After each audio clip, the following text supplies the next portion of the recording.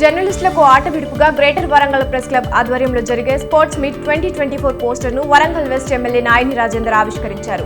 క్రీడా పోటీలు ఈ నెల 7 నుంచి 11వ తేదీ వరకు జరుగుతాయి.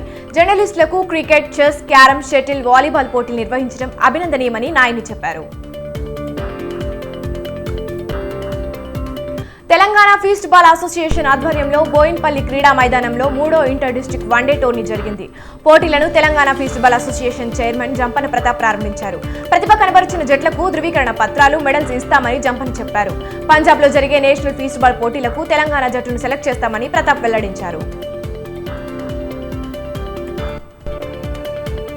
కంటోన్మెంట్ నియోజకవర్గం బాలంరాయి ఏఈఎస్ క్వార్టర్స్ లో కాళీ దుర్గాదేవి ఆలయం 22వ వార్షికోత్సవాలు ఘనంగా జరిగాయి.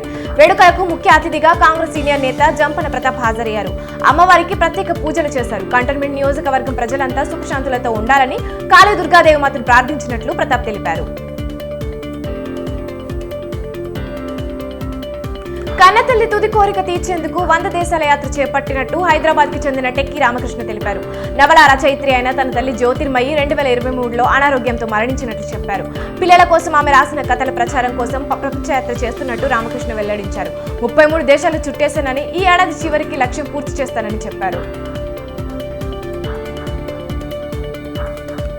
వీధి వ్యాపారుల చట్టాన్ని వెంటనే అమలు చేయాలని high court senior lawyer Rapolu Bhaskar కోరారు. ఉపాధి కోసం పట్టణాలు కొలస వచ్చి సర్కార్కు పన్నులు చెల్లిస్తున్న చిరు వ్యాపారుల రక్షణకు కేంద్రం 2014లో చట్టం తెచ్చిందన్నారు. ఈ చట్టాన్ని అమలు చేయాలన్నారు. చట్టం అమలుకు చర్యలు తీసుకోవాలని సీఎం రేవంత్ కు వినతి పత్రం ఇచ్చినట్లు వివరించారు.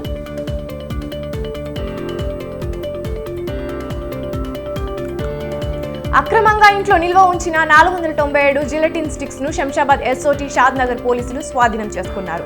షాద్ నగర్ ఏసీపీ రంగస్వామి ఈ విషయం తెలిపారు. ఫరూక్ నగర్ మండలంలో కమ్మదనంలో నరసింహ ఇంటి సంపులో జిలెటిన్ స్టిక్స్ దాచినట్లు చెప్పారు. ఈ కేసులో 4గురిని అరెస్ట్ చేశామని, 3 పరారయ్యారని అన్నారు. రంగారెడ్డి జిల్లా మహేశ్వరం నియోజకవర్గం బడంగ్పేటలో హనుమాన్ జయంతి ఉత్సవాలు వైభవంగా నిర్వహించారు. 31వ డివిజన్ లక్ష్మీనగర్ కాలనీలో జరిగిన హనుమాన్ జయంతి ఉత్సవాల్లో టీపీసీసీ ప్రధాన కార్యదర్శి మేయర్ చిగ్రింత పారిజాత నరసింహారెడ్డి పాల్గొన్నారు. శ్రీ లక్ష్మీనగర్ కాలనీ ప్రెసిడెంట్ హనుమంతరావు ఆధ్వర్యంలో ఉత్సవాలు జరిగాయి.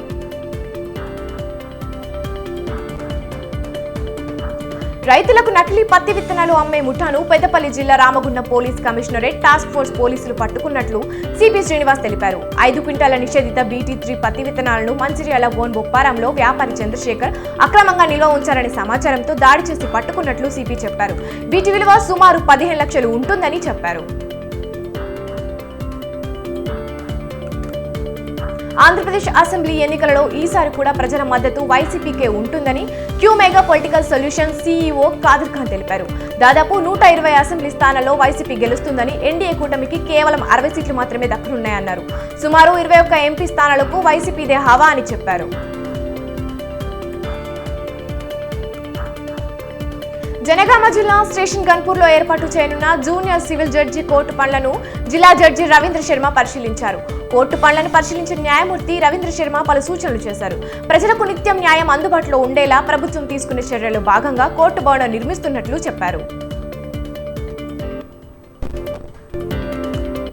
విజయనగరంలో ఎన్నికల ఓట్ల లెక్కింపు కేంద్రాల వద్ద 3 అంచెల భద్రత ఏర్పాటు చేసినట్లు జిల్లా ఎస్పీ దీపిక తెలిపారు. దీంట్లో భాగంగా స్ట్రాంగ్ రూమ్స్, కౌంటింగ్ కేంద్రాల వద్ద కేంద్ర బలగాలు వీధుల్లో ఉంటాయని తెలిపారు. కౌంటింగ్ రోజు జిల్లా వ్యాప్తంగా 144 సెక్షన్ అమల్లో ఉంటుందన్నారు. జనం గుంపులుగా ఉండొద్దన్నారు. ర్యాలీలు, బాణసంచాకు అనుమతి లేదని ఎస్పీ స్పష్టం చేశారు. కట్టుదిట్టమైన భద్రత మధ్య ఓట్ల లెక్కింపు నిర్వహించేందుకు అన్ని చర్యలు తీసుకున్నట్లు కృష్ణా జిల్లా ఎన్నికల అధికారి జిల్లా కలెక్టర్ డీకే బాలాజీ తెలిపారు. పోస్టల్ బ్యాలెట్ లో ఎక్కింపు ప్రక్రియ ప్రారంభం అవుతుందన్నారు.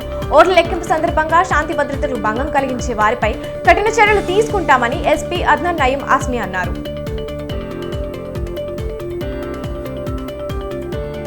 ఎన్నికల అధికారిగా వ్యవహరిస్తున్న కలెక్టర్, ఎస్పీలు కౌంటింగ్ నేపథ్యంలో నిష్పక్షపాతంగా వ్యవహరిస్తూ అన్ని పార్టీల వారిని సమానంగా చూడాలని టీడీపీ పోలిట్ బ్యూరో సభ్యులు శ్రీనివాసరెడ్డి కోరారు.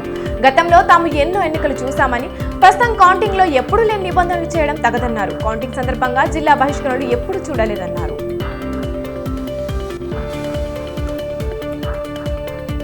కృష్ణా జిల్లా గుడివాడ నియోజకవర్గంలో ఎస్పీ అద్నం నయీం అజ్మీ పర్యటించారు. జూన్ 4న ఓట్ల లెక్కింపు సందర్భంగా జిల్లా వ్యాప్తంగా 144 సెక్షన్ అమల్లో ఉంటుందన్నారు.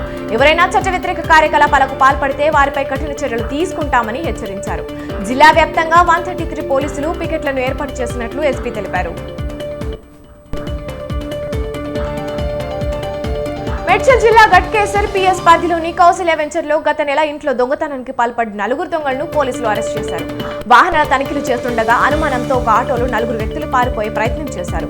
వారిని పోలీసులు అదుపులోకి తీసుకుని విచారించగా దొంగతనం గుట్టురట్టయింది. పోలీసులు నిందితులను అరెస్ట్ చేసి రిమాండ్కు తరలించారు.